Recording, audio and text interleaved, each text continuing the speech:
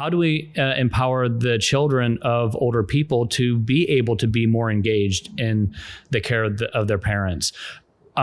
Is part of the barrier to the fact that there's just endless frustration, and everywhere that the children who are in their 40s, 50s, 60s, sometimes even 70s, they're hitting walls everywhere they turn in healthcare when it comes to trying to take care of their parents.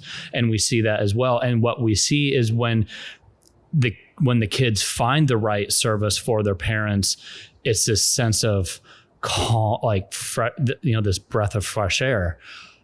Something like this exists. Why didn't I find this a long time ago? And this makes all the difference in the world. I think it's a tough, like I said, with my father, he had a stroke. So it's a tough thing to manage and navigate as a family. What makes it, and I think what I'm really, this is becoming therapy from your conversations, by the way. It's giving me some sense of peace. And giving me some action points as to how I should be more patient with my own family, with my parents, with my siblings. But one thing that I think you just made me realize is services like yours, like Optimove, and you being able to come to them is necessary for us to be able to show up in a way, because if we have to navigate that, because as their kids, we will be called upon, or we are called upon. You are called upon. We're called upon to go. Yeah, I was just telling you this before we started the video. Going to, on my own, I hate going, but when I have to go with my parents, it's even worse, because it's the amount of mazes we have to go through.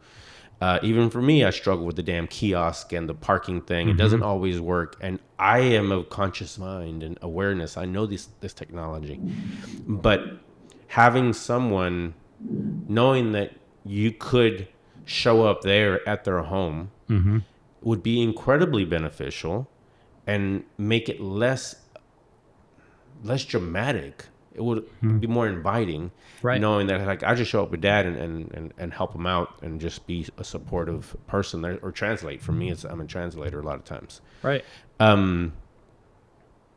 As the caregivers or the people that may be financially assisting, your service can even help in that regard. Right. And it's also about empowering families to help their parents make decisions as well, because oftentimes their parents want their children to be involved. They know that they should have other people involved. They've seen the horror stories. They're reading relentlessly, right? I mean, our older generation reads constantly. And so they're reading all the horror stories about older people being taken advantage of. We see it as a service all the time. We've seen attempts on our clients all the time. And, we're in that world. Right. And we see the barriers that are put up as a result, which can be good, but also limit access to the right type of service. And that's all right. And that's a challenge with it. But it's about empowering families to be able to take on the right roles.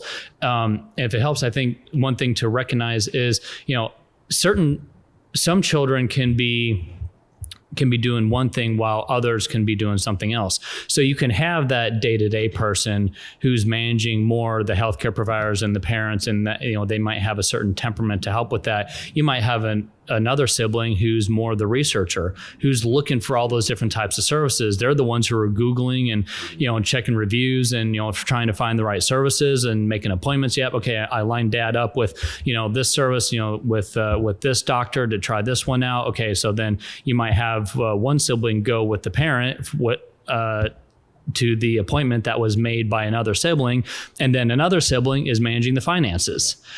And so you can have all these different types of roles. And on top of that, you might have all of that going on, and you still need to bring on people who can help you manage the healthcare system better, because there's other services that provide that sort of thing as well.